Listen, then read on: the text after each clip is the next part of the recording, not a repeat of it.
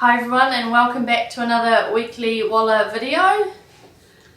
We had a couple of nice winners in the last week. Yep. Axiomatic yesterday. Pretty quiet overall, but yeah, we did have a couple of city winners. Lots of placings. The two horses that did win, Axiomatic looks a promising 3-year-old filly, as does the other one that won, Oklahoma Girl. So I think they're destined for better futures, and got some nice runners coming up this week. We do, we've got a few runners, a few different places. Gosford we'll start off with. No, we don't do Gosford.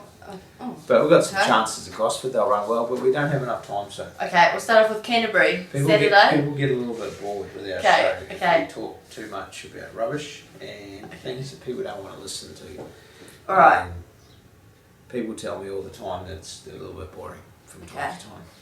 Alright, well, we'll straight to Canterbury. Race 1, From Within. The first starter, she's trialled well. Very well. A lot of hype on her. She's won her 2 trials impressively. She's drawn 1. She'll get a lovely run from that gate. Providing she can utilise the barrier, she should be up on the pace. There's a number of horses with race experience in the race. That's our big negative. We've got none of that. We're going there with 2 trials, and trials to race days, I can't explain how different it is. It's simply probably a good second quicker each furlong, and that equates to quite a bit of distance, and it takes horses out of their comfort zone. I think she'll be fine. I think she's an extremely good filly, but the pressures of racing will tell on Saturday. Then we head to race 3, the New Year's Eve handicap, 1250 metres. We've got 2 runners, 7th Chick and Bold Carlotta. Yeah, Bold Carlotta's racing very well. She hasn't had many race starts, but the race starts she's had, she's been impressive in them. She's learning all the time. She's a big filly, so Canterbury might be a slight negative, but in saying that, I think she'll be very competitive. James Innes Jr. rides, claims 2 kilos, gets her weight down to 51.5. It's pretty lightweight. And the other filly, 7th Chick, she's going okay, but I thought she might have just been able to go to another level since winning last preparation, a city race. She just sort of plateaued out a bit, so hopefully under race pressure she can exceed my expectations, and she might still be another 6 months away. Then we have Leopari and Obsidian running over the 1900 metres. Yeah, Leopari's he's working well. He had a nice trial probably 10 days ago, which was satisfactory. So that'll help keep his fitness levels up. Lee McGorian rides barrier 2. Should get a lovely run in midfield and be hard to beat. Obsidian. Yeah, Obsidian. He has been a touch disappointing. First up run was good, but it was at the provincial. Second up he ran at Warwick Farm. Just got in behind the leader a little bit over the concluding stages, and was a plain 3rd. Since then we've just adjusted his gear, endeavouring to keep him straighter, and the distance of 900 metres at Canterbury should suit. He'll be competitive. And race 6, we've got All Cerise and Redoutable Heart. He's been running very well this prep. He has, Sophie. Yes, good observation. Last start at Randwick, I just felt it was a bit wet for him. It took his speed away. So I think on a better track on Saturday he can bounce back. He's certainly been racing very well this preparation. All Cerise, she'll be fitter thanks to her previous run. 1550 will suit better. She's one we're claiming off, and the apprentice got her into form last year about this time, so she responds well to the apprentices, and obviously it's a valuable weight claim with Lee McGorian aboard. Then we go to Strawberry Boy, fresh up over the 1200 metres after a bit of a break. Has had a long break, Sophie, and he's still in carrying a bit of extra weight. So, look, I hope I'm wrong, but realistically I think he'll need the run and improve. Going to the Magic Million second up over 1400. I think he's placed second in that race the last 2 years. So, heading back up there to try and go one better. And Saturday's an important lead-up race, and obviously will bring his fitness levels on. And lastly at Canterbury, Avanarco and Disgraceful. Yeah, Avanarco, a bit disappointing first up, but he did get galloped on.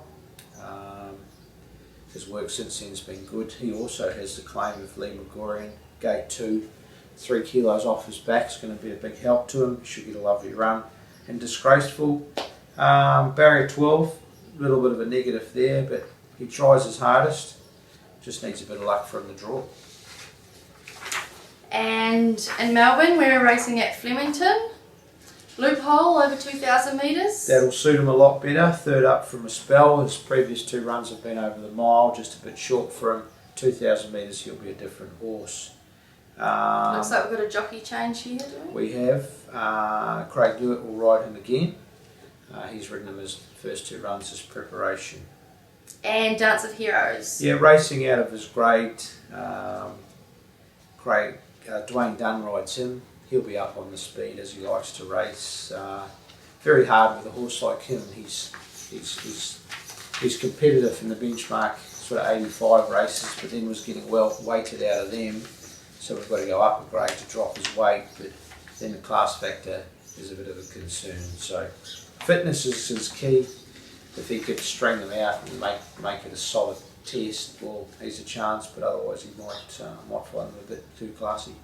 And lastly, Sinea, Damien Oliver, barrier 14. Yeah, jockey change there too. Damien Oliver can't ride 54 Saturday, so Craig Hewitt's going to hop aboard. She's drawn awkward in gate 14.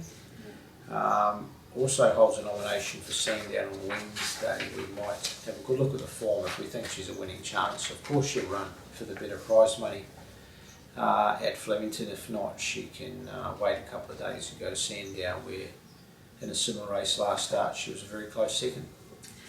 And Monday, Randwick, Metamorphic, the first starter, 1,400 metres. He's been trialling well. He has, Sophie, yes. Trialled very well at Rosehill a couple of weeks back.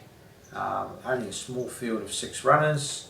Brenton Abdullah aboard. He's drawn gate 6 in a field of 6. I think he's a horse to watch. He's been a big improver this preparation. And another first starter, Sugar Dance. Middle distance horse, probably find these a bit sharp for him on Monday. But yeah, once he's up over a distance, he'll be one to follow later on. Race 2, Black on Gold and Woogok. Black on Gold's been a model of consistency, running a lot of placings and winning a race this 2 starts ago. He'll really appreciate getting to the bigger track of Randwick and dropping in weight a little. 57 kilos with Brenton Abdullah in the saddle. It's a competitive race, but he'll really appreciate Randwick. Woogok? Yeah. Better run last start. He needs distance, so this race will suit him better again. I'd expect him to be up on the speed, and Blake Shin rides. He's riding very well. Then we move to race 3 over 1,400 metres. We've got Dawn Wall, another first starter. Very well bred filly.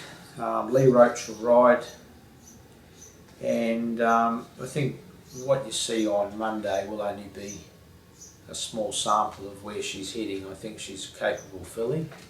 I won't say black type potential just yet, but I think she's heading in the right direction for that. But that'll be when she's over 2,000 metres. So it's a good starting point. She'll learn a lot with the experience of Monday's run, and obviously the fitness benefit will be important heading towards some longer races with her. And in the same race we've got Sepoy Achiever, barrier 4, 56 kilos. Yeah, got off balance at a couple of vital stages of her race only yesterday at Warwick Farm. At this stage she appears to have pulled up well. I like the way that after getting 2 pieces of interference she still finished the race off strongly.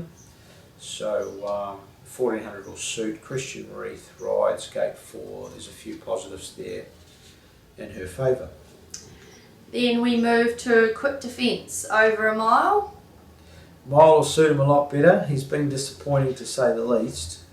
He's drawn a bit better as well, gate 6. He's had no luck his last 2 runs where he's drawn wide, he's been back and just lost interest. So we've moved him to Warwick Farm just to give him a change of scenery. He settled it well there, and like us, a change is as good as a holiday. and hopefully that'll see him find some form in a moderate race. There's no excuses for him on Monday. Then the Tattersalls Club Cup, the listed race over 2400. We've got the 2 runners in the small field, Index Linked and Beyond Thankful. Yeah, only 6 runners. Index Linked, he's been a terrific horse for this stable, and it gets a bit sad when horses like him are racing round and not quite as competitive as you expect them to be, because he did win a race in the last 6 months. I think it was the Tattersalls Cup at Eagle Farm at the end of the carnival. Deserved therefore another preparation. We've given him a couple of runs, which he always needs to get fit. But now that he is fit, he's still struggling to recapture that best form. So let's hope in the small field, the right distance, good draw, good jockey and McAvoy, that he can at least run in the top 3 and have some respect. But he is very close to retirement. And the other horse, Beyond Thankful.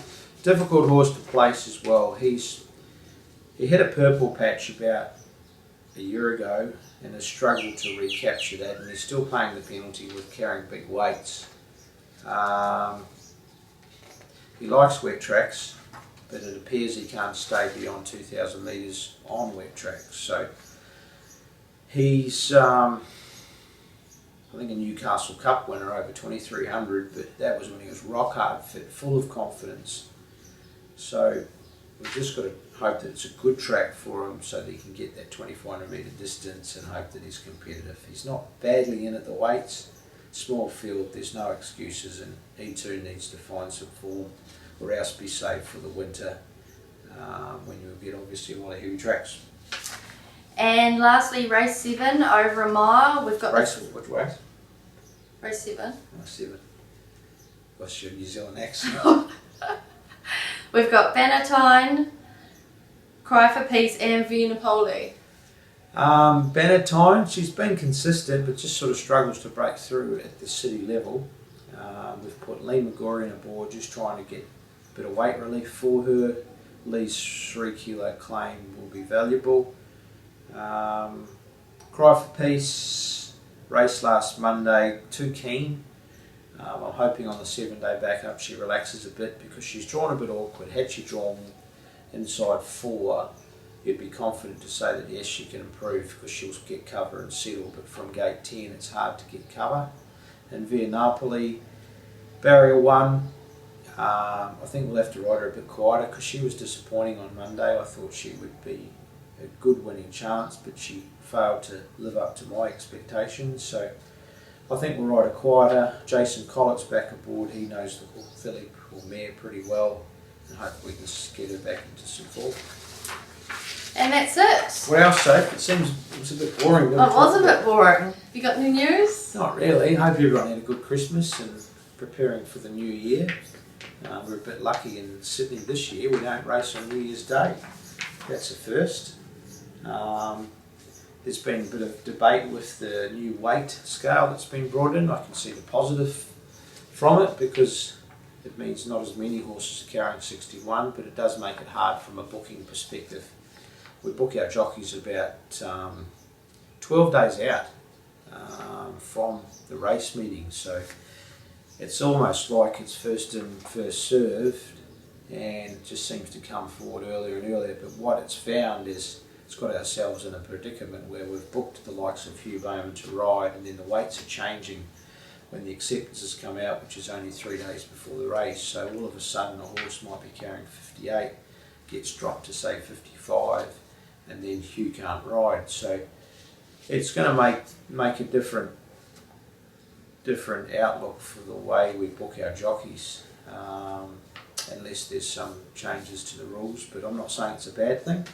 I'm just simply saying the heavier jockeys are going to have their incomes affected by it, and it probably adds weight to stables finding lightweight riders as a backup plan for your senior riders like you, well, not so much the senior riders, but your successful riders like your Hugh Bowmans that our stable obviously uses a lot of. Have a happy new year. And stay tuned for next week, everyone. Chris is going to do a mannequin challenge down to the stables. Am I? You are. Be interesting, Sophie.